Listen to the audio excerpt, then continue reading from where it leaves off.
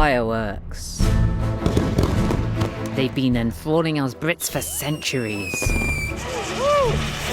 But the use of fireworks for entertainment really got going during the reign of Queen Elizabeth I.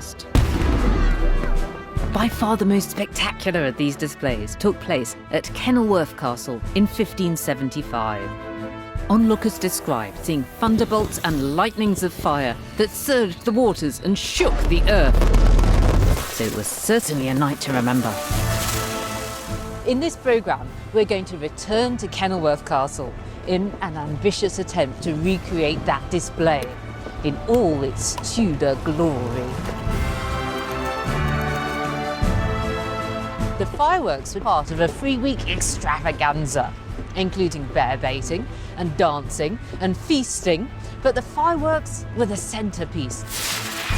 It was all designed for one very special member of the audience, Queen Elizabeth I. For Robert Dudley, the Earl of Leicester, the fireworks were his last throw of the dice in his attempt to win the Queen's hand in marriage. To pull off our recreation of what his lavish display of love and affection might have looked like, I'll be scouring historical documents for clues, and I'm enlisting the help of artist and materials scientist Dr. Zoe Laughlin. Oh, look at it go! Yeah! Her job is to rebuild the Tudor fireworks that no longer exist, using 400-year-old techniques. Oh, stiff Christmas cracker nonsense. Like Christmas cracker from hell. Yeah. From the manufacture of Elizabethan gunpowder from buckets of urine. It was incredibly valuable. To the construction of a huge dragon that spits fire from every orifice. He's got flames gushing out of his bottom. Yeah. The display has the potential to be as dangerous as it is spectacular. It's made out of gunpowder, after all. I also want to look under the surface of the spectacle to discover why fireworks played such an important part in Tudor life. They wouldn't have been used to seeing lavish fireworks, so they would have caused a bit of wonder and awe and fear. We're trying to reconstruct an event that had the potential to change the history of England, with the help of scattered evidence and some very experimental science. If we get it wrong, our display will just be a smouldering hole in the ground. If we get it right, though, we'll have recreated one of the most magnificent nights in Tudor history, and a firework display fit for a queen.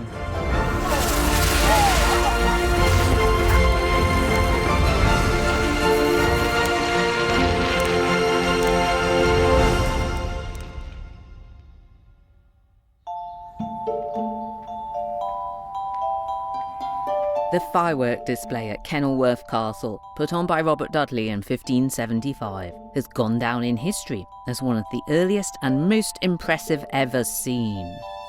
Unfortunately, direct evidence for what the firework display looked like is a bit thin on the ground, but we aren't completely out of luck. This is what claims to be an eyewitness account by somebody who was there in the audience with Elizabeth I, a friend of Robert Dudley's called Robert Laneham.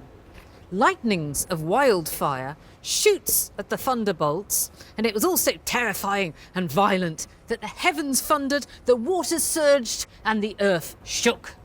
Sounds like we've set ourselves quite a challenge. But this isn't the only piece of evidence for the display, and we need to go searching for clues.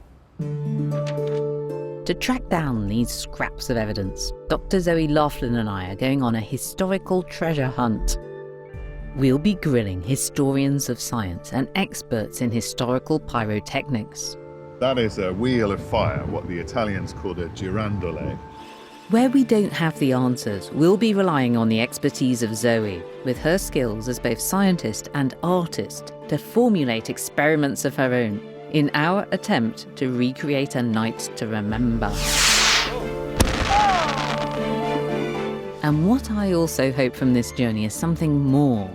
A chance to have a better understanding of the Elizabethan mind. I want to find out why fireworks were such a vital part of Tudor life, and why this particular display at Kenilworth was the pinnacle of power and pageantry in the Elizabethan era.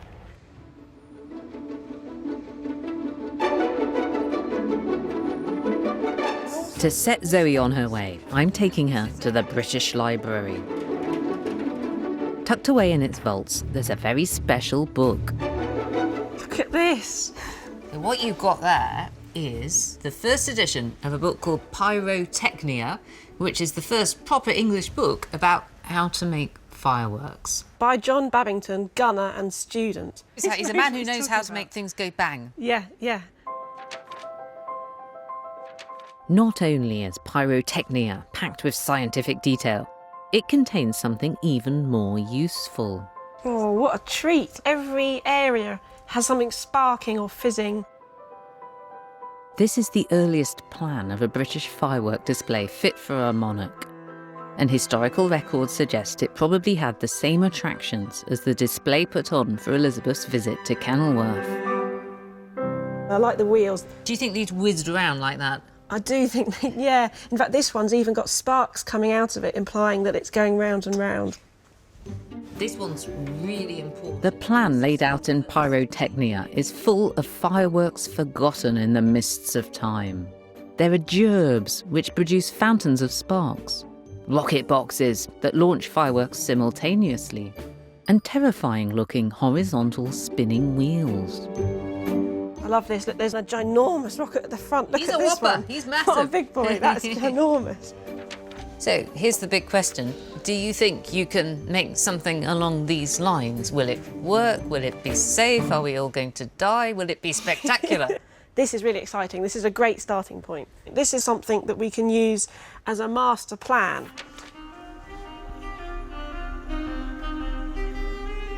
While Zoe's getting to grips with Babington's instructions, Lanham very usefully tells us how the display kicked off. He says that there was a great peal of guns and lightning by firework. He says that the noise and the flame could be heard and seen 20 miles off. Sounds like we're going to need some cannons. As this is the only major element of our display that Zoe isn't planning to reconstruct from scratch, I want to source one for myself. It turns out that it's not that easy to get your hands on a working Elizabethan cannon. I'm hoping that these gentlemen might be able to help.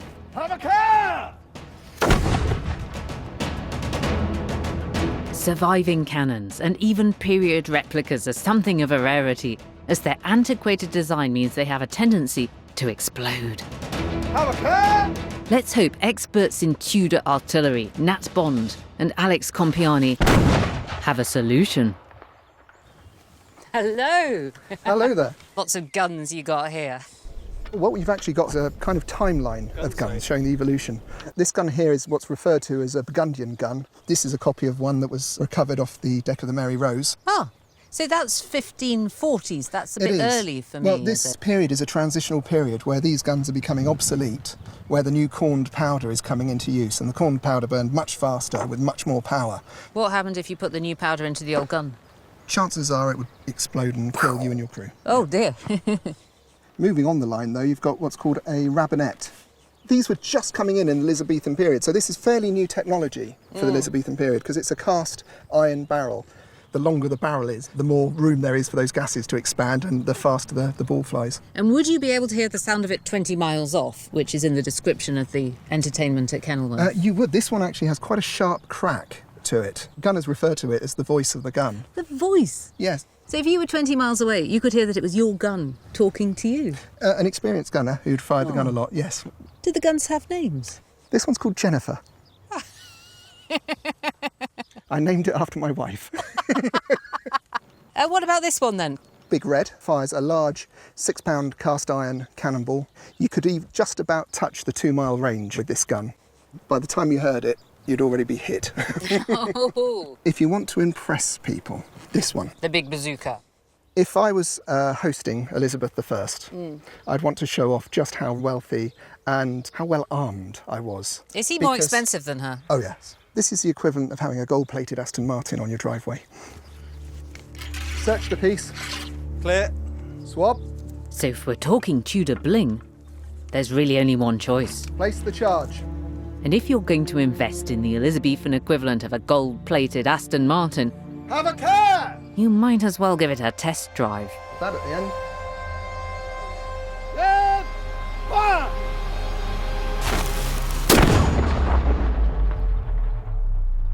It's okay, everybody jumps.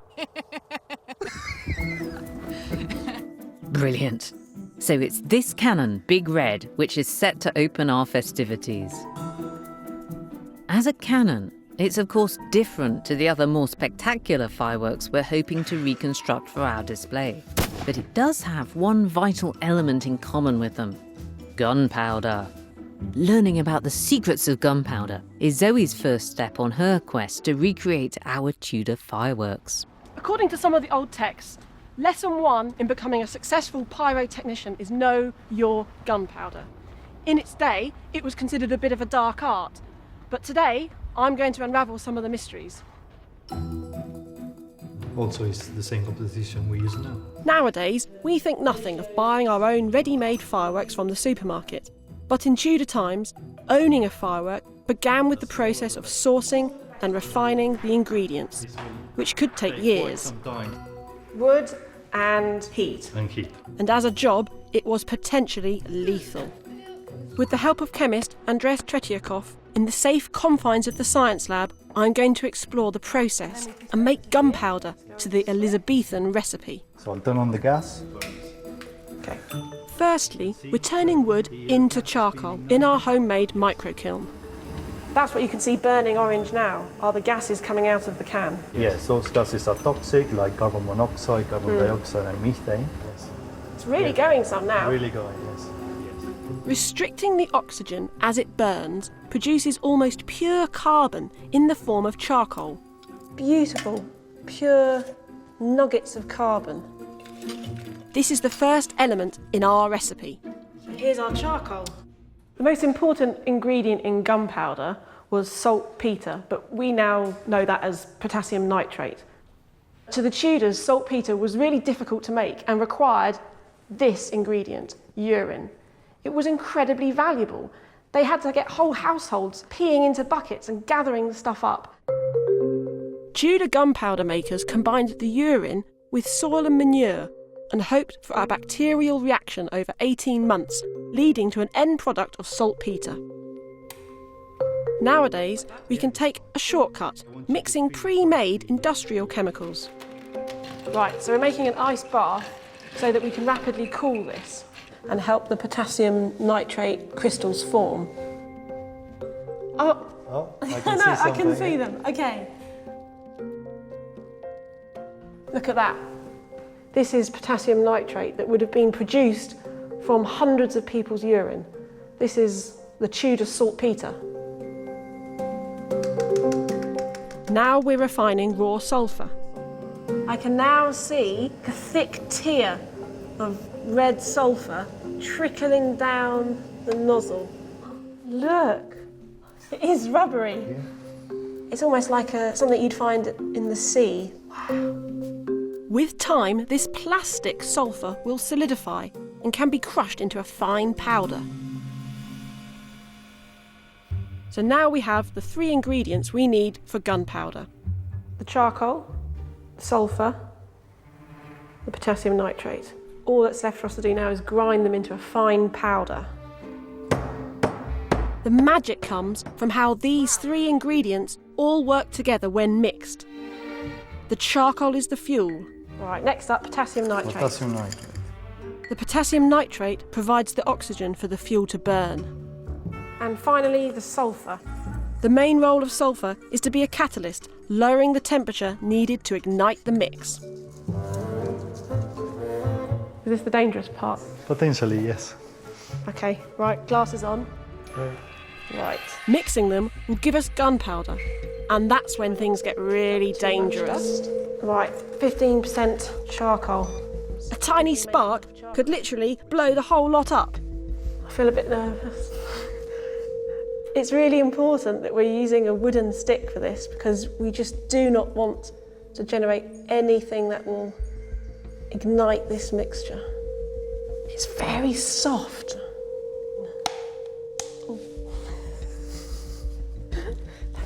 Let's give it a test.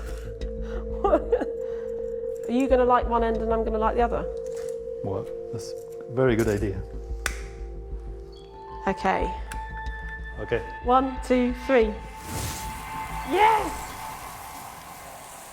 Oh, look at it go! Wow! Quite a lot of smoke. And it's still burning. We made gunpowder. We did it. Wow. What's incredible is I was expecting a bang, but obviously it's not in a confined space. No, so it's not going to create a kind of classic firework bang, but that has got some oomph to it. Mission accomplished. Following an archaic recipe, we have created Elizabethan gunpowder. And quite a lot of smoke. So this is the first step on the road to recreating those Tudor fireworks, and we've proved it's possible. We've now created gunpowder, the power behind the first element in our display, the cannon. Together, these two elements played a vital role in the wars fought by Tudor England. From sea battles with the Spanish Armada to fighting in the Netherlands on behalf of the Protestants, the Elizabethan era was an age of conflict.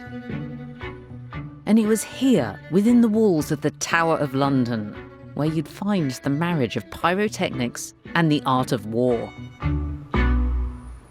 There's really a lot at stake in this period. It's very, very tense. There would have been thousands of people around here all trying to make this work, to get these ships supplied, to get the army supplied, and fight these battles. Makes you think of Bletchley Park in World War II or something, everybody working together. Exactly. It's a really crucial centre. It's like an arsenal and a Ministry of Defence all rolled into one.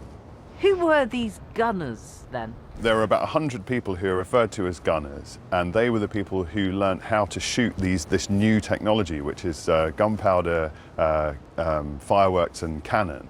And some of the first books on gunnery and fireworks appear at this time. This is a fire lance, a rocket attached to the end of a pike, and you fire it in the face of the enemy close up, so it's really nasty. What's a ball of wildfire?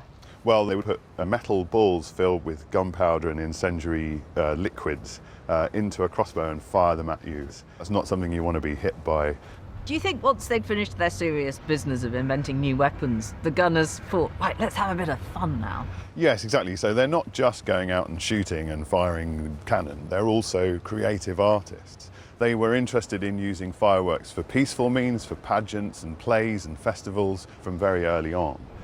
This is quite a pattern throughout history, isn't it? Like battlefields turning into jousting, because something very serious and deadly becomes ritualised and made into a sort of play version of itself later on. Yes, that's right. That's something that the gunners are really proud of. So one of them wrote a book where he included a self-portrait, and there's a little motto at the top, and it says Arte et Marte, so art and war. And the idea is that these are two sides of what he does, the peaceful and the military. So, it was at the Tower of London, home to the endlessly inventive gunners, where firework making for entertainment really took off. They had everything they needed to experiment and create their own new and exciting pyrotechnics. It's now up to Zoe to see if she can match them and come up with some magic of her own. But firework making is a specialised and dangerous art. So Zoe's going to need some expert help. Hello. Hello. Hi, are you Don? I am indeed. Hi, I'm Zoe. Hello, Zoe. Nice to meet you. Hello, Zoe. I'm Mike. Mike, hello. And this is John. Hi, John. Nice to meet you. Nice to meet you. I've heard you're the crack team that I should come to if I want to get some bespoke fireworks made. Don, Mike and John are artisans, devoted to handcrafting pyrotechnics for modern-day events, with a sense of adventure to take on any pyrotechnical challenge. And so this is the kind of display that we're attempting to recreate. There's obviously these fantastic rockets. I love the fact that there's an absolutely giant beast of a rocket at the front. I mean, that's going to be taller than me, probably. And then these kind of Catherine wheel type ones. Is that something we can have a go at? Yeah, we'll certainly have a go at it. I mean, horizontal wheel we don't really use in displays that much anymore. It throws out tons of sparks. So if you imagine you've got fireworks all around you, the last thing you want is tons of sparks flying around your display site and setting fire to everything else. So Creating a truly authentic display is going to expose us to the risk that it could all go up in flames. But our best hope is working with these experts who are willing to take on this challenge, all in the name of history. The display that Zoe and these chaps will be attempting to put together was part of a 3-week pageant said to have cost Robert Dudley, Earl of Leicester, the modern equivalent of £24 million. But who was this man who was willing to spend a fortune in his attempt to woo his queen? Well, he was her advisor, friend, very possibly lover. There were lots of rumours at court about this, despite the fact that he was married. This is what the Spanish ambassador had to say. Her Majesty visits him in his chamber day and night. People talk of this freely. They go so far as to say that his wife has a malady in one of her breasts and that the Queen is only waiting for her to die so that she can marry Lord Robert. Dudley's wife Amy did die. She fell down some stairs in mysterious circumstances. Some people said that Dudley was responsible. But even once they were both free, the Queen didn't take the final step of agreeing to marry him. You can see the 3 weeks of festivities and fireworks at Kenilworth Castle as a sort of last roll of the dice for Dudley in this long-running game of trying to get the Queen to marry him. But why was it that Dudley put so much faith in fireworks as a way to win the heart of his queen? Well, he was living in the golden age of English history, with a flowering of music, literature, and theatre. Perhaps I can get to the bottom of the emotional power of our display from the greatest dramatist of this, or indeed of any other era. Farah, what can the Globe Theatre tell us about Tudor pyrotechnics? Well, in Shakespeare's original Globe, 1599, he would have staged plays like Julius Caesar and Macbeth, which actually has stage directions that call for fireworks. Set off within this wooden thatched building? Yes, and miraculously it didn't burn down, at least not until 1613. They were that committed to fireworks that they actually burnt down their theatre and destroyed it? Accidentally, yes. I think the most famous scene with a storm is the opening of Macbeth, isn't it? Act 1, Scene 1. Yes, there's a stage direction there that calls for thunder and lightning. And then enter the witches. So how did they actually do that? You can see there's a trap in the heavens there. And there's a reference in the period to sort of stage hands being up there lighting squibs so that it looks like you get flashes of lightning coming out of the heavens. Or they might have used swivels to create other kinds of storm or cosmic events. A swivel?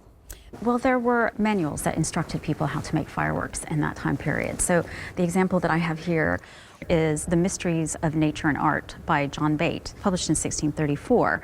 But a lot of the techniques he talks about in here would have been around for a long time. Medieval theater used a lot of these techniques as well.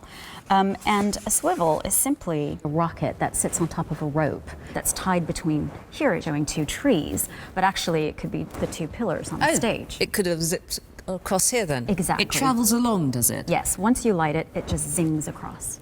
And it looks like some kind of flying fire, like a comet or some kind of lightning effect. So if I were a Tudor person sitting out there, I live in a very quiet world. There are no cars or loud noises. I live in quite a dark world, lit mainly by candlelight and firelight. Yes. And then I hear this amazing rolling, rumbling thunder.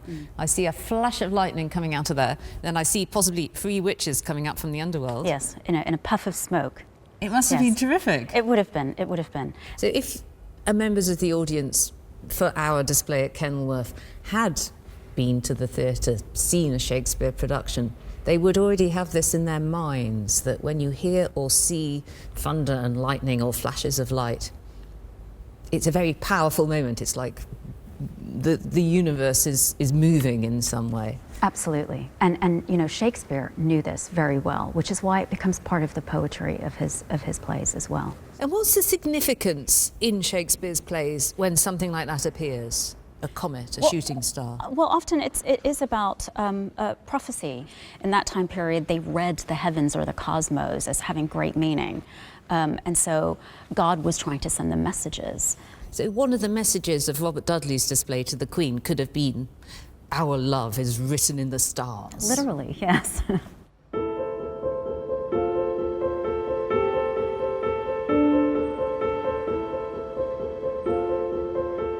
Coming back to the globe at night, it's hard to appreciate what London must have been like 4.5 centuries ago. To the people walking along the banks of the Thames after having experienced one of Shakespeare's masterpieces. It was a very different world compared to how it's all lit up today. I think in Tudor times, we'd have to picture the sky being pitchy black, maybe just the moon picking out the rooftops, maybe the occasional gleam of a candle in a window, which means that the pyrotechnics that the original audience would have seen at the Globe must have made a profound impression upon them. And it's that impact that I hope to experience if we manage to light up the night sky over Kenilworth Castle. If we can evoke these emotions of awe and wonder, then we will have got to the heart and soul of a genuine Tudor firework display. It will all come down to how well we manage to recreate the fireworks that have been lost to history, and Zoe's getting down to work, beginning with the most versatile of the fireworks in our plan, the fountain, or the gerb, as it's known in the trade. The gerb is the unsung hero of any Tudor display. It produces a beautiful fountain of sparks, and I'm determined that every step I take in building it is as authentic as it can be. In Babington's guide, the old firemaster offers us a series of instructions on how to make the tools for the job. Mike and I are making them out of wood, according to our Tudor specifications. So what's the first step? Right, so we need to turn it down into a cylinder shape. Our gerb tool comprises 2 wooden cylinders. One is used to create the shape of the fireworks paper tube. I've used a lathe lots of times, but I've never made a firework on one. This is exciting. The other cylinder has a spindle on it. When the paper tube is packed with gunpowder, the spindle leaves a small void in which combustion takes place. There we have it, our first gerb tool. Excellent, that's absolutely perfect. That is a perfect nipple. Thanks very much. Precision is everything. These tools must fit together perfectly if they're going to be used to make fireworks in Babington's style. So this is like the rammer. Exactly, this is the drift that's going to compress all the powder into that gerb tube, so that should match up. So does your thing fit in my slot? Oh, when you say that. Armed with the right tools for the job, we can now start to roll the paper casing that will house the gunpowder in our first firework. No pressure. No pressure. No, I mean lots of pressure. It's like baking meets some sort of cigarette making process. Actually, this is going quite well. Modern firework making is a simpler process using wet paper, which is more manageable, but we're staying authentic to Babington's guide. Yeah. So dry rolling is the Tudor technique. Yeah, that's right. More difficult. When you dry roll the tube, what we're going to do is we've got to crimp this tube. So to make a kind of collar in it. Exactly, that's going to be our In fact, choke. in Babington's guide, there's this picture here of a tube with this collar. So is that the choke? That's the choke, yeah. Let's put some string around The choke helps the gerb produce its spectacular fountain effect. around the spindle that we've made. So, in use, it will be that way up. You want a fountain of sparks coming out of the top. Yes, very much so. And this collar helps you produce a nice arc of sparks. Yes. Think of a garden hose squirting water out, and if you've just got the hose pipe, the water just wells out. But if you then restrict the end of that hose and tighten it, it turns into a tight jet and goes harder and faster. So that's exactly what that's doing. Now we're going to get some string, and we've got to pull it really tight around that cardboard. And the only way to do this is body weight. That's what's happening here. That's exactly what's happening there. These people are using their body weight to pull on the string. Right, G'day. if you want to... Thank you. That goes onto one end. I'm going to tie you onto a post so that you can pull against... So he stood there. He's got that higher and he's sitting into it. Keep Yeah. going, keep going. That's it. Oh, we're making it's like a really stiff Christmas cracker knot. It's like Christmas cracker from hell. Yeah. Right. Yeah? And another bit there. And then you can pull out We your... have it. There's our choke hole. All that's left now is to fill it with gunpowder. Funnel goes on top. Yep. And literally that much is plenty. And unfortunately, it's at this point you now have to walk away. Oh, this is the dangerous bit. This is the dangerous bit. Fair enough, okay. Fireworks factory manager Don Mansfield is going to use the cylinder from the gerb tool to compress the powder into the tube, which will make it burn evenly. Can we watch? The problem is, compressing the gunpowder with the mallet introduces energy which could ignite it. And this is dangerous because? It could explode. After all, a firework is essentially a bomb with a paper casing rather than a metal one.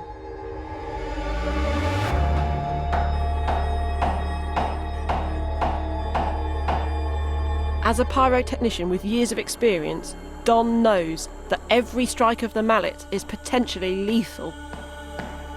Right, so that's that full. You can come in now, Lovely. twist that and pull that off. There we go. There's our gerb. Yep. Whoop. It's all ready for use. Now is a milestone moment in our mission. Our first firework, made to Tudor design. We're pretty close. We are. You'll be fine. Will it work? I'll just go here.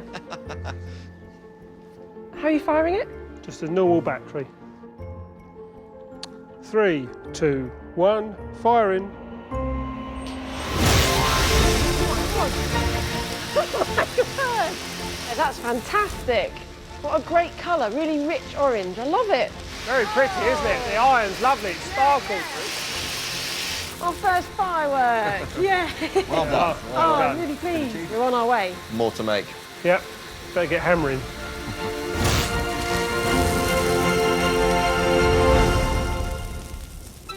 So we've successfully made a firework fountain, or gerb as Babington called it. Next are the frightening-looking horizontal spinning wheels. Now, Simon, Zoe is off making fireworks, but she's given me this page from Babington's book, and she set me the task of finding out a bit more what that one is there. Right. Oh, well, that's a fantastic firework. So that is a wheel of fire, what the Italians called a girandole.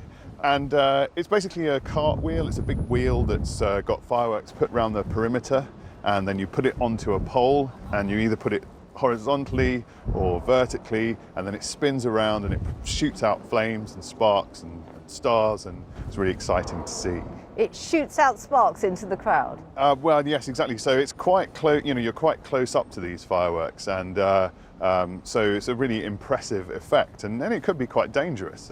Do you think that these English gunners writing about fireworks perhaps read this Italian book? They may well have done. One of them refers to these wheels as girandole, so they use the term that the Italians used. And the Italians were famous then as now for their fireworks. So it's quite possible that the English gunners might have looked to them as a model for how to do their practice, and then they reproduced them in their displays.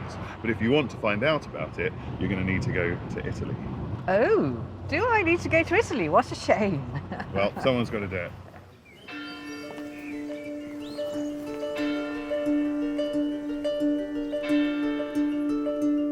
As per Simon's strict instructions, I'm in Italy. Firework capital of Europe in the Middle Ages. Now, this might not be your idea of the gently rolling Tuscan countryside, but there's a reason that you might very well build a fireworks factory in the middle of a desolate plain with no other houses nearby. There's a risk that it might blow up.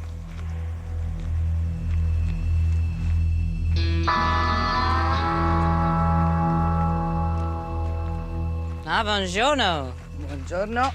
You must be Paola. Paola. Oh, very lovely to Welcome, meet Lucy. you. I've come here to just outside Pisa to meet a small family-run fireworks firm that's been going for 4 generations. And girandole, things that go round, are in their blood. Now, I hear you have been researching the girandola firework? Sì. For many years? Abbiamo una ricetta scritta da mio nonno ed è una ricetta che risale ai primi del Novecento. Un mortaio, una bomba e questo è mio nonno. That's him. Era molto energico, ha avuto 3 mogli e 17 figli. No way, that's 17 E children. 3 mogli. 3 wives. He had 3 wives. He had 17 children. Un vero uomo pirotecnico. He was a pyrotechnical man in his work, in his life. He had the world's biggest mortar, and this is his notebook of firework recipes. La ricetta della fontana per la girandola. So this is the recipe to make the fountain of the girandola. Sì, That's sì. the light part. Tutti gli ingredienti venivano Yes. passati al setaccio, girati.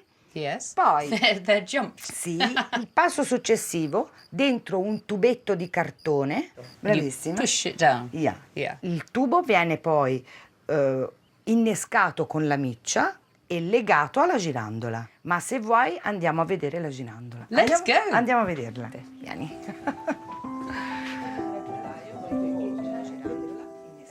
The girandola. Eccolo qua. Vecchia.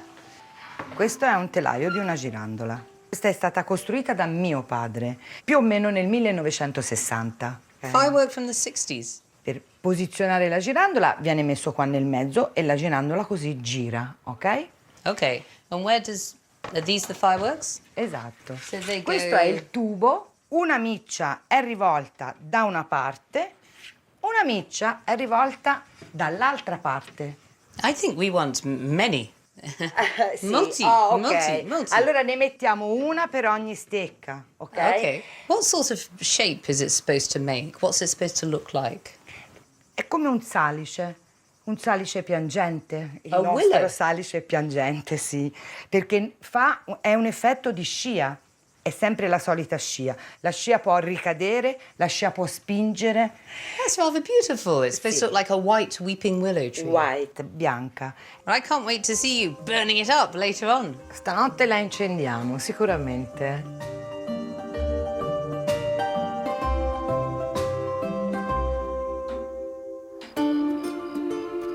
The anticipation as Paola and her team use the skills that have been in her family for 4 generations to resurrect a firework from history is really rather overwhelming. How will this antique perform? There's a reason you don't see so many of these girandole in displays anymore. Because sparks literally fly. They come whizzing out in this horizontal plane right into the spectators. So when we press fire, we're going to run. Yeah. Are we ready? Shall we go? Yeah. 3, 2, 1, fire!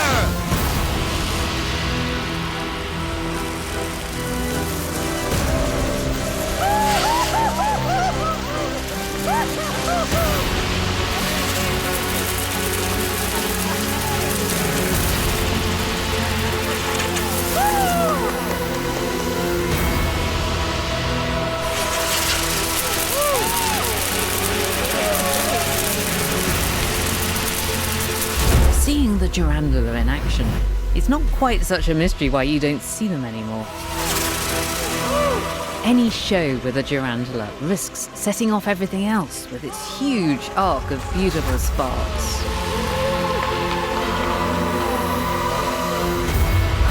So in our display, we'll have to handle this rare firework with extreme care.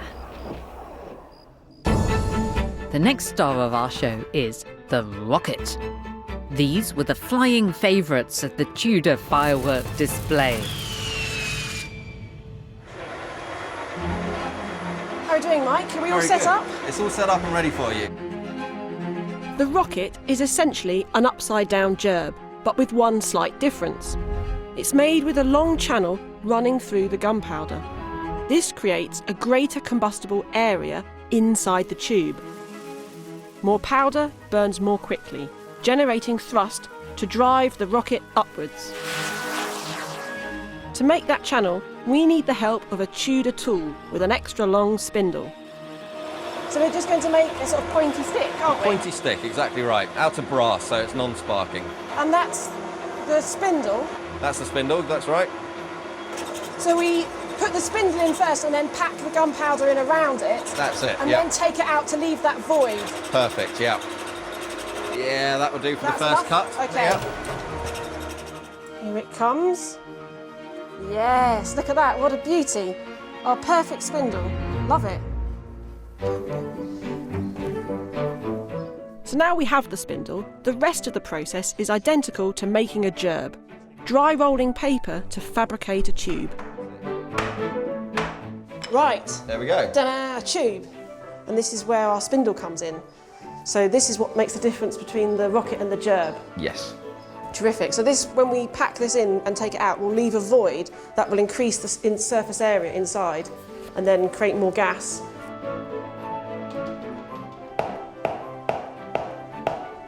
Perfect stick for you. Lovely. Thank you. Nice. Terrific. Right. Right. How do we know if this is the right length? Right, so there's a balance point, and the balance point is always where the exit of the motor is. Okay. So if you put your finger on there, is it balanced? No. Not in the slightest. So we need to chop some of the stick off. Yeah, more please. Without a perfectly balanced stick, the rocket could careen out of control. There we have it, a perfectly balanced rocket. And in theory, this should fly straight and true. There's only one way to find out. Testing in the field.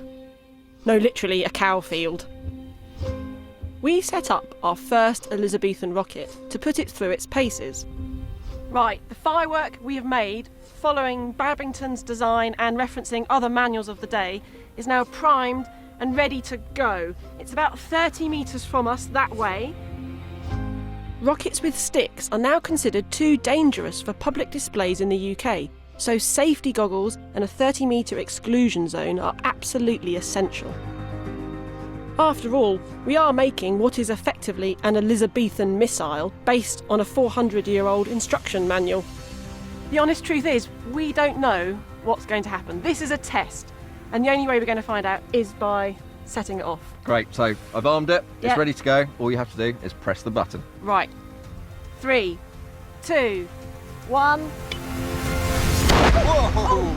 Oh my God. It blew up. It didn't lift much. It was nothing went up. It didn't even make it off the launch pad. Luckily, we rigged multiple high-speed cameras so we could figure out the science behind what went wrong. Oh. Very quick. Yeah. This is 1,000 frames a second, and within about a second, it was Blown to smithereens. dust. Yeah. Yep. You can see it ignites and then it starts to lift. It's literally 2 inches off there. It goes, yeah. Yeah. The pressure's just building up so much in that case. We think the rocket blew up because the channel made by the spindle was just too long. This means that too big a surface area of gunpowder was exposed, resulting in an excess of hot, expanding gases vainly attempting to escape through the tiny choke. The rapidly expanding gases simply blew the casing to pieces.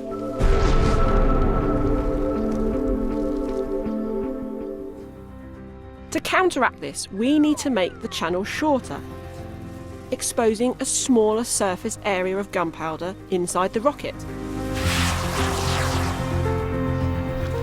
Well, the last one was, let's face it, a bit of a disaster. So we've made some adjustments and hopefully this one will hit the spot. Let's give it a go. There you go. Ready? 3, 2, 1. Oh! And it's still going. Wow. I think that was a big improvement. With our design modifications, we've achieved our goal and created a rocket that flies straight and true. Now, that's a confident takeoff. That's a confident takeoff. That's a nice jet of gas coming out. think that's quite a good effort. I think we've cracked it. We have a working rocket, and very much in the spirit of the traditional Babington firework. It's an entirely handmade Tudor-style rocket. It's a spectacular achievement, and it must have delighted and terrified Dudley and his audience to see something flying so high into the skies above. What was the meaning of a rocket to the Tudor viewer? Rockets are what they called artificial meteors. These effects are considered to be portents. They're considered to be signs sent by God. I learnt about this from Shakespeare. If you see a shooting star or a comet, it means that something very profound is about to happen. Exactly. Now imagine taking that outside and putting it into a display on a huge scale. These are a combination of the theatre and the military. So you go in a field, you have rockets, you can send these things up, high up into the air, and that's going to have a really big effect on people. So I think that's something that Elizabeth might have appreciated from her suitor. 3, 2, 1. The elements of our display are coming together. We've built our first rocket, we've found our cannon, we've made the gerb, and tracked down the girandula. Now here, at the centre of Babington's plan, are some rather ambitious-looking fireworks. The name says it all. It's a simple but effective idea. You take a rocket, then fire a box of them, all at the same time.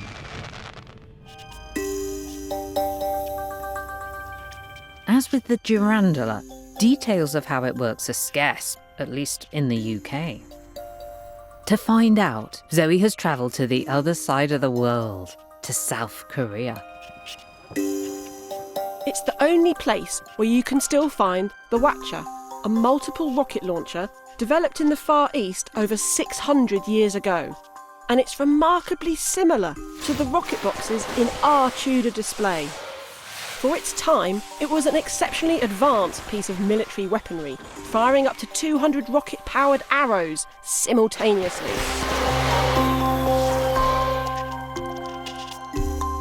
I've come to an explosives factory in the remote western province of Buya.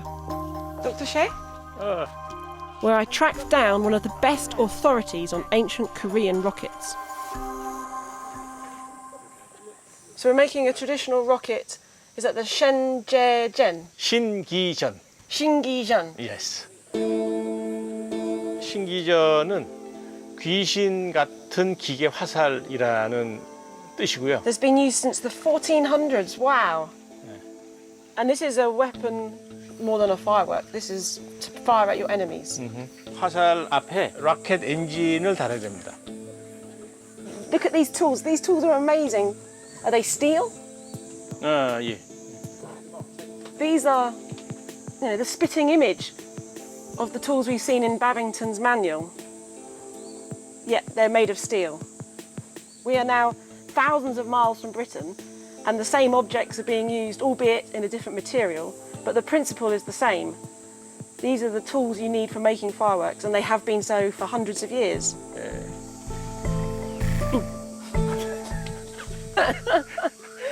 지금은 뭐 화약이 들어가지 않았기 때문에 절대로 위험하지 않습니다. You're making me nervous. Okay, so here comes the gunpowder.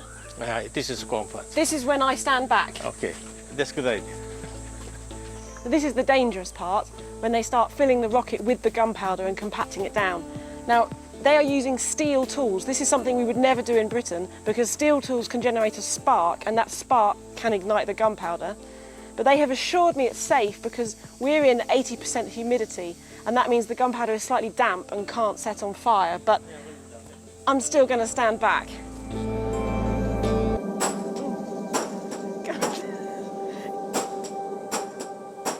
It's like an instinct just to feel anxious at this moment. That hammer just tapping that metal rod then, that could set the whole thing alight and we would have an explosion on our hands.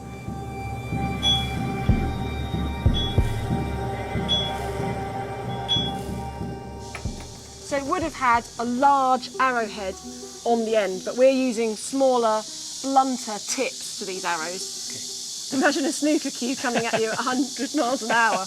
That's, yeah, deadly. So now we're using string to bind the engine, the gunpowder-fueled chamber, onto the arrow.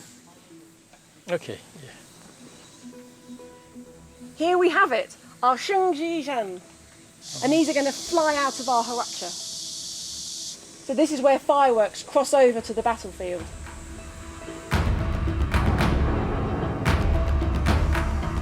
Dr. Chay's team have one of just 20 working Huachas in existence. So now we're privileged to see what the enemy would have faced 4 centuries ago.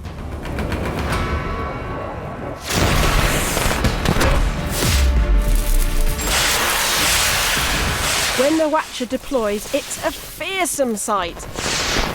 I definitely want these in our display, although I'm getting rather nervous. If a stray spark finds its way into the rocket box, our entire arsenal of Tudor fireworks could go up in flames.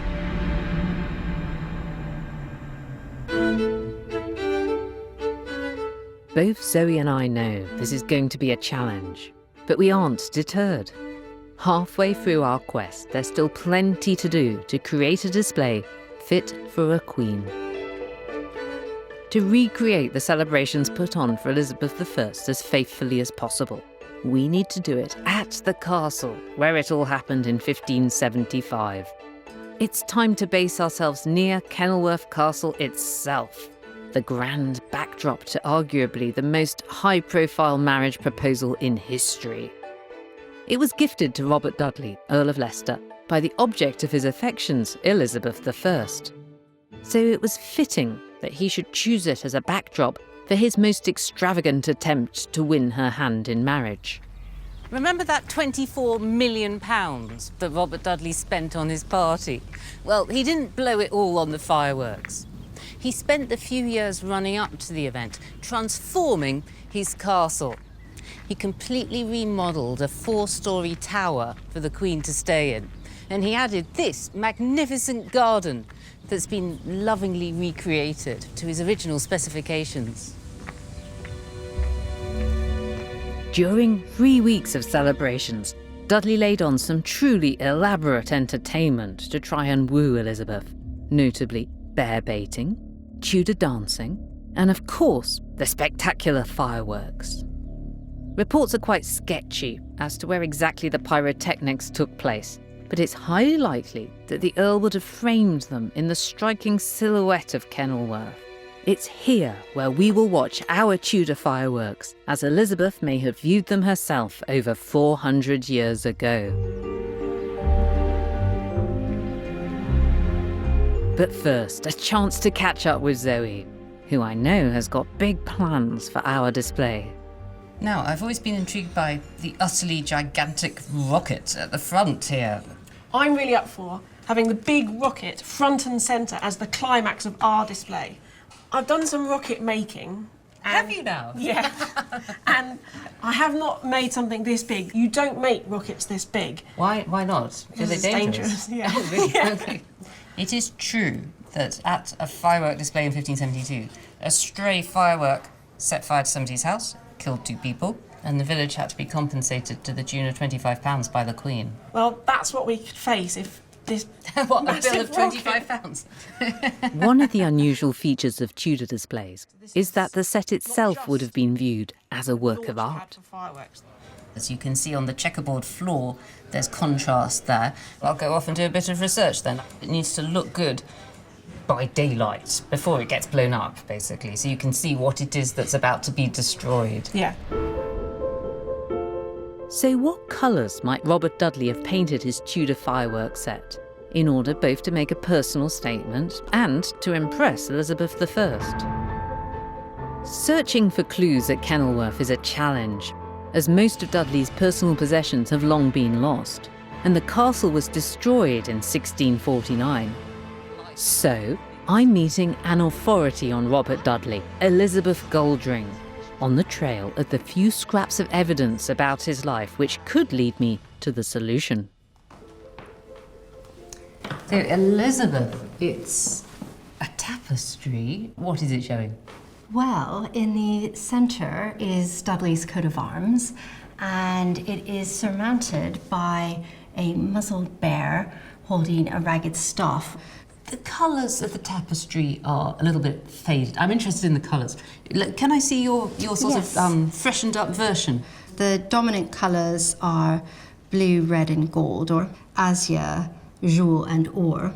Oh, okay. The language of heraldry. I think so, yes. He's very well colour coordinated, isn't he? Because he's got his blue Order of the Garter, Yes. he's got his red and gold Yes. Earl's cap, Yes. and then his family colours are the same. They're Yes, blue, it's they're very red, they're gold. striking. Very striking, isn't it? If I were Robert Dudley putting on a fireworks display and I wanted to paint my set, then I might do it in my own colours. Might be a good idea.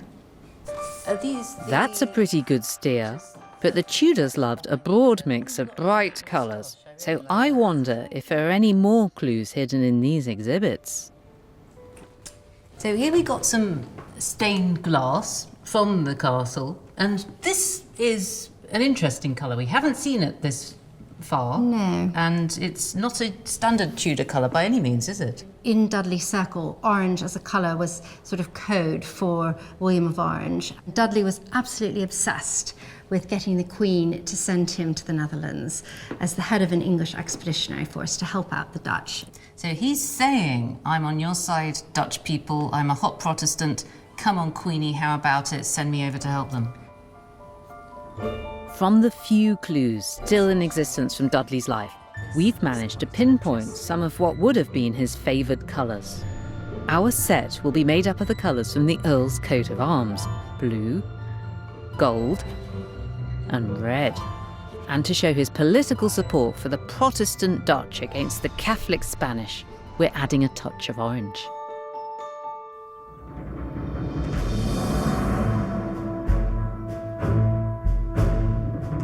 As I told Lucy over tea, one of the most exciting elements in the show, which I'm really looking forward to testing, is Babington's big rocket.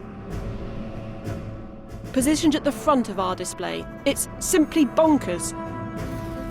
Judging from the scale, it's 10 times the size of the normal rockets, and we've seen how unpredictable they can be. Very few have been mad enough to make gunpowder rockets this size for centuries. Until now. Babington never specified just how big a rocket could be. So we're going to test his principles and just scale it up. We've got some great big cardboard tubes, an old broom handle as the stick, and we're using more gunpowder than we have in any of our fireworks so far. And we're going to see how it flies.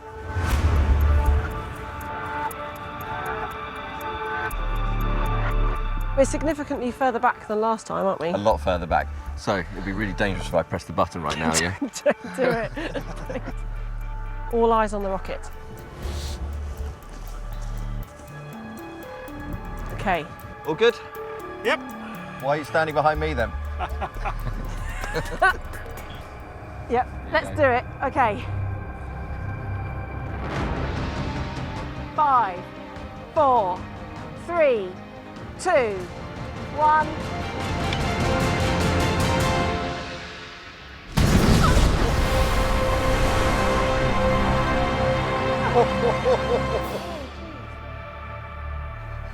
Look at that tube. The broomstick hasn't moved. The top came off. You gonna have a look? Yeah, I think let me it's turn this clear. off. Look at that fantastic cloud of smoke. Lovely, isn't it? Look at that. Smells like November the 5th. It's blown the top clean off. I think it's back to the drawing board if we want to make a big one. Yep. Right, workshop, here we come. Scaling the rocket up meant we needed to add more gunpowder to help it take off. This is a careful balance of the thrust to weight ratio. As the rocket gets bigger, you need more gunpowder, but that increases the weight. And with all that gas being produced at once, it couldn't escape fast enough, and not only is the display just days away, we've also invited a select audience of people who've helped us. The last thing we want is a pyrotechnic disaster like this. But I'm hopeful that, with a bit more experimentation, we'll nail it in time. It's some journey we've been on, and we've almost all the elements we need for our display. We've sourced gerbs and girandole. We've found the secret to flying rockets. In Korea, Zoe tracked down a lethal version of the rocket box. We've tested Babington's big rocket, and I've found a cannon from the correct period to set off the celebrations with a bang. But there's one last challenge I've got for Zoe. I came across it in a proposal for the display, written by an Italian pyrotechnician, that describes something on a very different scale to all our other challenges. Farah, this is a list of ideas for Robert Dudley. So we think this was actually under his nose and he went through this. And this catches my eye. It looks like he was considering in his display having a dragon. A dragon as big as an ox, which will fly twice or thrice as high as the Tower of St. Paul's. There's St. Paul's. We're talking about the old St. Paul's, but nevertheless, that's pretty high for a dragon to fly. Yes. So I'm thinking this would be a really great thing for us to include a flying dragon. Have you got any Shakespearean references that'll help us to plan it? Yes, actually there's a play by another playwright named Robert Greene, which was written around 1594, known as Friar Bacon and Friar Bungay. And in it, the stage direction reads, Bungay utters his spell and a golden tree rises from the ground with a dragon in its branches spitting out fire.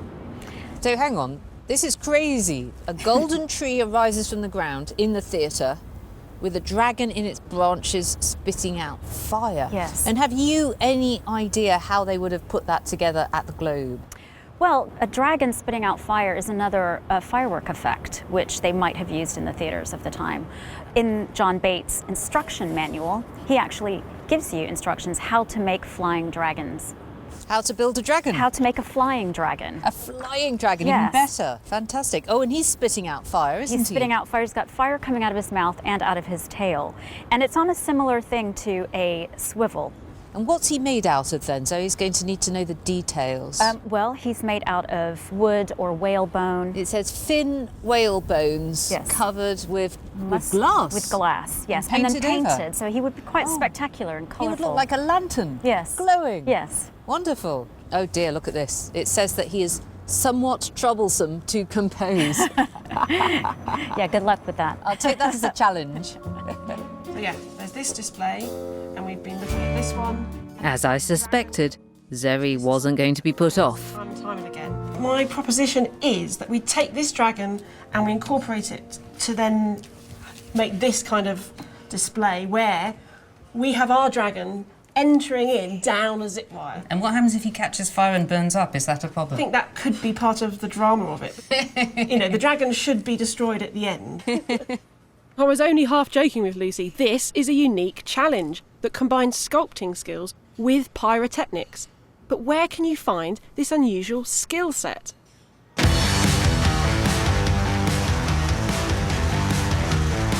The annual Bonfire Night celebrations in Lewes, East Sussex, are undoubtedly the craziest in Britain. Effigies are paraded through the town and burnt in a broad celebration of political satire. So I've asked members of the Lewes Borough Bonfire Society and artist Beck Britton to add their know-how to the dragon's design. We are taking a more practical approach than John Bates's whalebone and glass that Lucy discovered at the Globe, but I hope it's just as effective. This is all willow. Lovely, smooth finish, which is so good for sculpting. Beck has constructed the skeleton by bending willow, a technique that has been used for thousands of years. And the team from Lewes Borough Bonfire Society are helping to apply the skin. So these are sheets of paper impregnated with glue and water, which makes them very malleable. That's right, it's a wet strength tissue. It's the kind of thing you'd find in an 80s perm because it can get wet and not fall apart. The dragon is less controversial than the effigies or tableaux that they usually make. Obviously, we want to wow the crowds, very much like this dragon would have absolutely knocked them for 6 in Tudor times, yeah. And the tableau it's a bit of a black art. It can represent anything. Last year, Humpty Trumpty. Humpty Trumpty? Humpty Trumpty. He was I sitting can on a imagine wall. what that was. If you take the top 2 corners, that's it. Go up Lovely. there? Yeah, try up there. Right. We're going to do a layer of French enamel varnish, which is going to give it really iridescent colour. Once we've applied the skin, a coat of paint in Dudley's colours will complete the look. So this is the cage in which we're going to put a gerb or maybe a fountain. And then that leaves the fireworks to be inserted into the dragon's various orifices. Oh, I've always wanted to light a fart. Now for the final touches. We're going to sprinkle some stars on proceedings.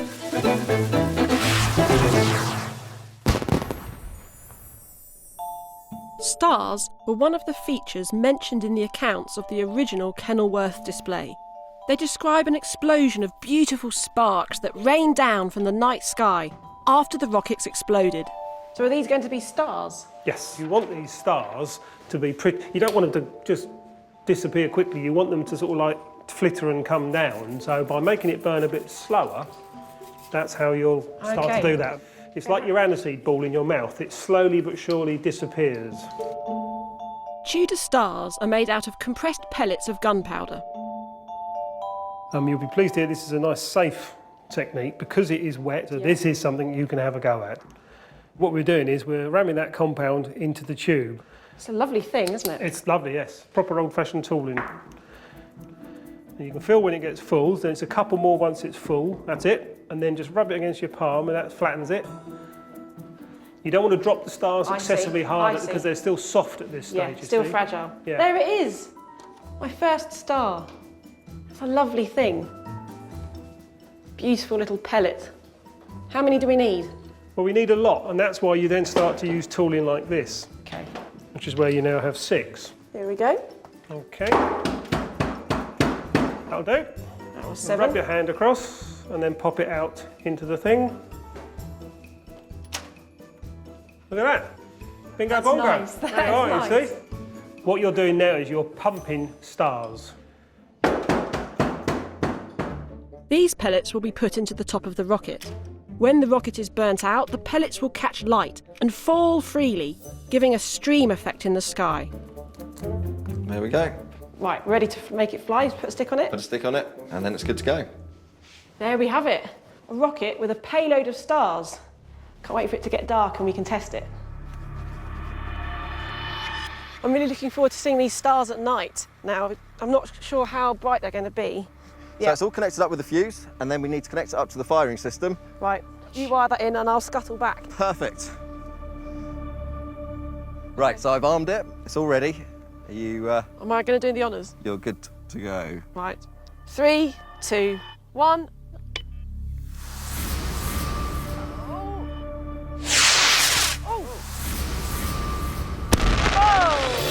We have a firework! You do have a firework. Fantastic! Oh, I'm really pleased. Good. Those stars trailed all the way down to the ground. Nearly, yeah. So that would definitely set fire to someone's house. Well, I hope not. I'm happy with that. Good. Well done. The beautiful golden trails made by the slow-burning pellets will be an extra flourish for our firework extravaganza, should everything go to plan. During the festivities, the guests were also fed with the most lavish creations 16th century chefs had to offer. And it will be no different for the special guests we've invited. But what would have been the equivalent of a Michelin-starred menu in 1575? You don't get the impression that Robert Dudley was worried about going over the top when it came to the food for his party. It was prepared here in the kitchens. I'm standing in what was a huge cauldron for boiling things. Here's a bread oven. And during the course of the 19 days, some of the dishes that came out of here included swan, stag, seagull, and peacock. One meal consisted of 300 different sugary dishes, designed to appeal to the Queen's notoriously sweet tooth. I don't think we'll be laying on seagull or swan for our guests, but Tudor sweets deserve further investigation. With the help of confectionery expert Andy Baxendale, I'm going to find out what kind would have graced the Kenilworth banquet tables. Andy, what is this fabulous construction that you've brought with you? This is a representation of the original keep of Kenilworth Castle, made out of sugar paste icing. Sugar paste icing, and you've got the colour of the stone right and everything. The red is from cochineal, which is made from beetles. Beetles. The black is from ash. From a fireplace? Anything burnt, yes. What else have we got on the table that's made out of sugar? Is this Robert Dudley, Earl of Leicester's symbol? Yes, that's the bear with the ragged staff. This blue colour would have been azurite in Tudor times, which is a copper mineral and quite poisonous, so you wouldn't really want to... I think there were Tudor people who died of blue poisoning. They probably didn't eat enough. Oh, because it was so expensive. Expensive. You couldn't afford to poison No. yourself. There's a trick going on here, isn't there? All sugar paste, all edible. I'd expect to see sweetmeats all piled up here. Yes, very much so. Some sort of comfits, maybe. Some seeds coated in sugar. Elizabeth I's favourite. I think so. And then, once I've eaten all of my comfits, eat the plate.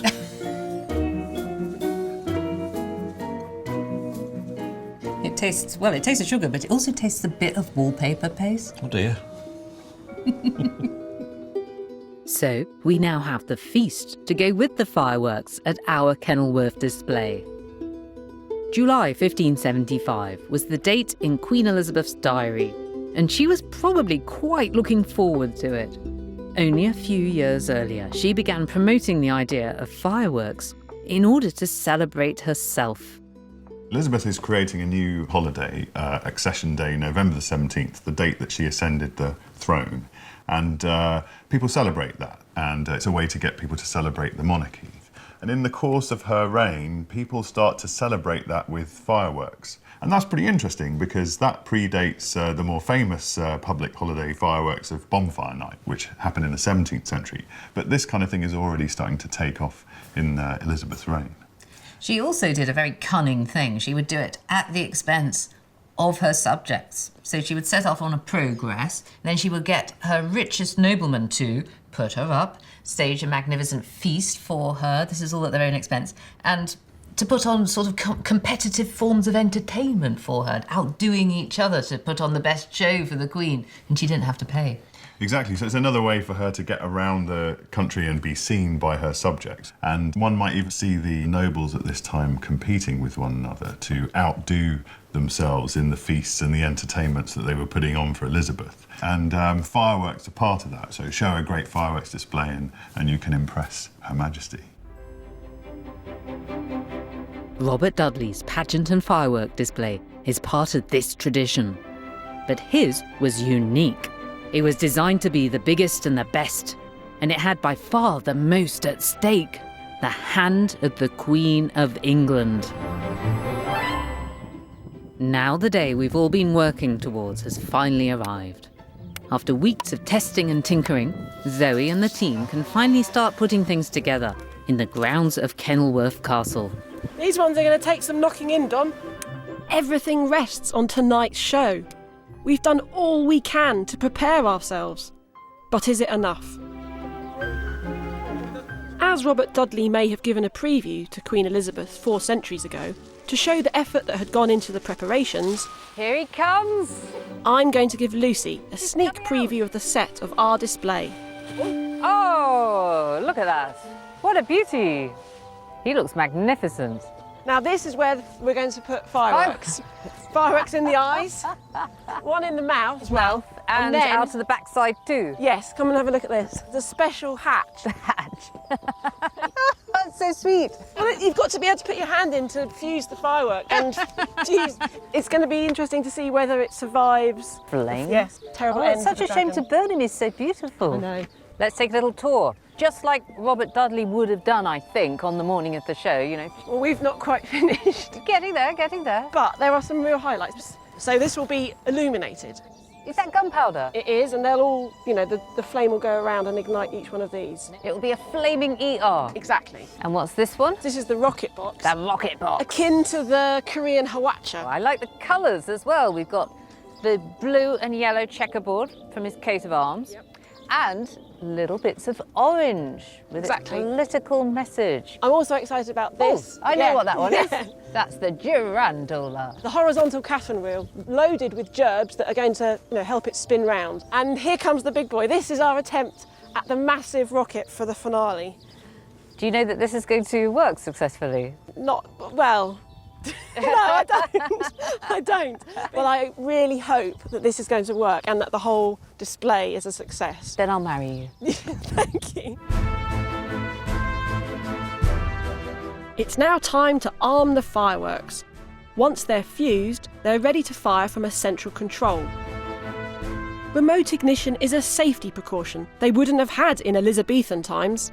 In the Tudor period, there'd be some chap standing there with a torch or a red hot poker, and as soon as he put it in there, that's it. He's covered in sparks, and so he's got to try and light all of them.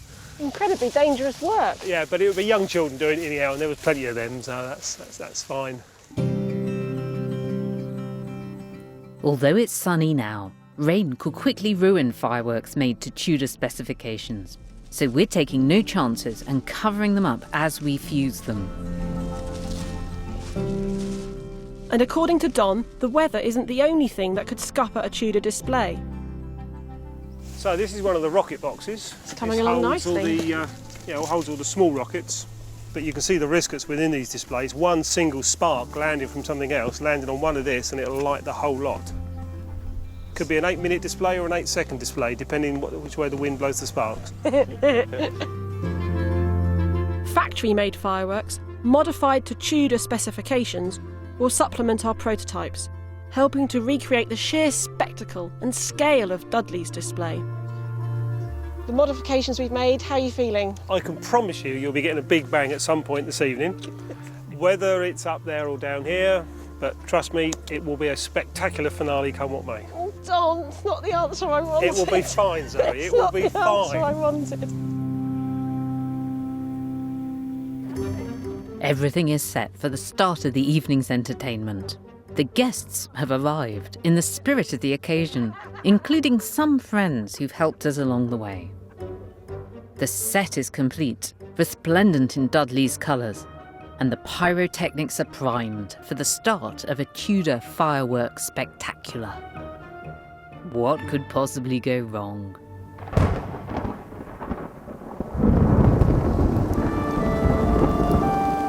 Less than an hour before our start time, a torrential rainstorm hits. It's a problem that even Queen Elizabeth I wouldn't have been able to prevent. Our Tudor fireworks display could genuinely be turned into a damp squib. The last thing we want to happen has happened, and we have rain and quite severe wind. We have soggy Tudors, but most importantly, I'm worried about our fireworks. So really it's critical that that gunpowder stay dry. This is a Tudor recipe. It's not as stable as the modern stuff. Any moisture and it's game over. That stuff won't work.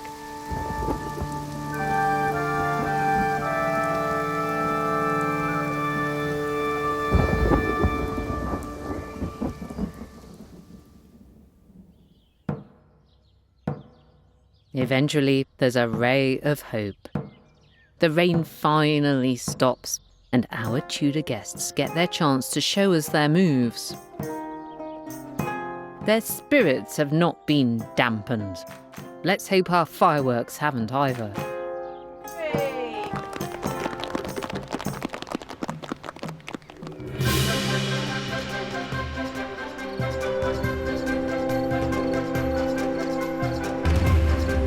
There's no turning back now. As night falls, the set is finally complete. From Babington's original design, we've handmade the rockets, the gerbs, the girandole, and we've faithfully brought the dragon to life. We've even made his big rocket.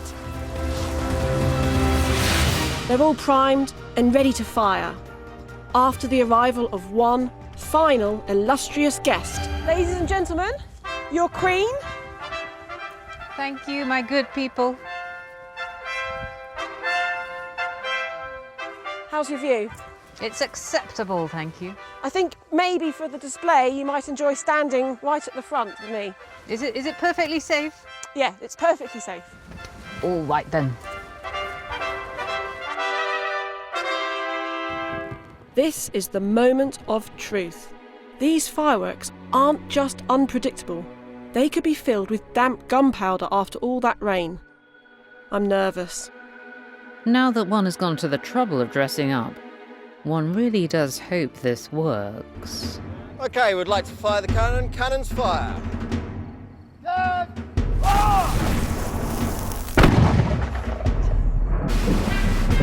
And so it begins. OK, we're firing gerbs either side of the set. Here we go! Yes. These are the gerbs. These are the first fireworks that I made. So far, so good. The gerbs have produced beautiful fountains of light, setting the stage for an emotional roller coaster for Dudley's esteemed audience. What fantastic stars! Falling stars. To Anne Elizabethan, rockets and stars would have brought to mind comets and portents of great events. And even to me, with my 21st century mind, they are incredibly touching. Oh, fizz gigs! Oh, yeah! We've added a surprise element, fizz gigs. Rockets without the stability of sticks, firing much closer to the ground than a modern display. It looks like they're fighting each other. They're sort of psychopath fireworks, aren't they? More rockets, or as Shakespeare would have it, artificial meteors representing signs from God. And if Dudley wanted to create impact, what better than the star of our show? Hey, the dragon!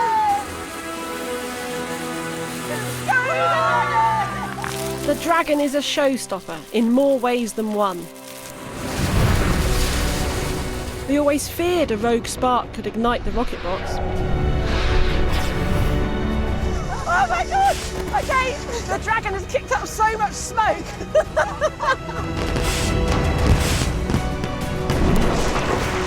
Well, come on, dragon, make it to the castle. He is, he's still going, he's still going. Come on, dragon.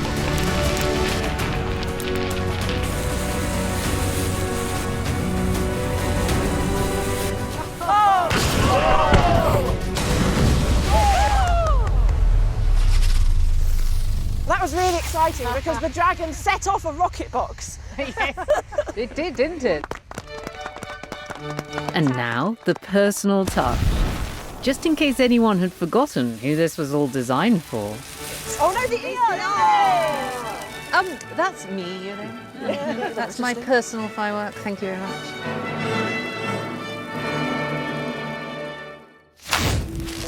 Hey! Ooh, here we go. Witnessing these weeping willows of sparks must have made a profound impression on Elizabeth I. Hey! Oh, they're going again! Oh! Just a little surprise up my sleeve. A crescendo of fizz gigs and rockets builds to the finale of the show. The most unpredictable firework of them all, the one I know is worrying Zoe. And then the finale rockets right in the middle. Here comes the big rocket!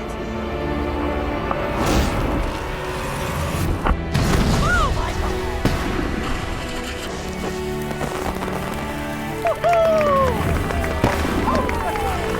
God! Sights like this must have been otherworldly. I can really feel the mix of terror and wonder this spectacle would have created in the crowd. What do you think? Well, the dragon wasn't entirely as planned, was he? You had set off all the other fireworks on his way. Yeah, there was some fantastic cross-ignition when the dragon set off the firebox.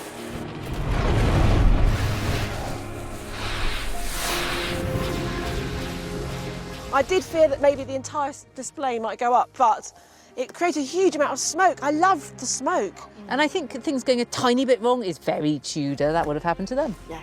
Shall we go down there and just set fire to him?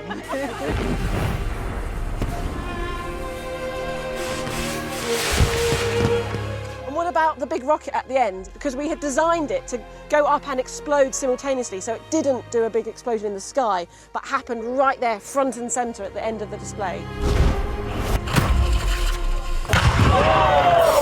I'm pleased that worked. That was the highlight. Apart from the dragon, we like the dragon too. By all accounts, the display was magnificent and captured the imaginations of the watching guests. But did it succeed in Dudley's real purpose, which was getting the Queen to marry him? Well, no, it didn't. Elizabeth kept her nickname, the Virgin Queen, and Dudley had to look elsewhere. But we won't let that dampen the fact that we did manage to recreate a truly memorable Tudor firework spectacular.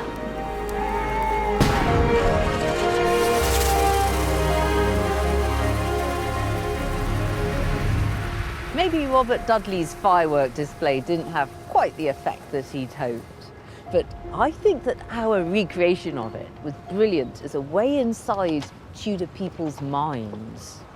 They had a different attitude to health and safety, that's clear. But more importantly, for them, fireworks weren't just entertainment. When they lit up the black Tudor sky, they saw propaganda and storytelling. They elevated spectacle into the realm of the gods. We still follow in Tudor footsteps by having fireworks at big life events today, and perhaps ours are more spectacular. But I think that they lack dragons and comets and portents. I think that Tudor fireworks perhaps have more soul.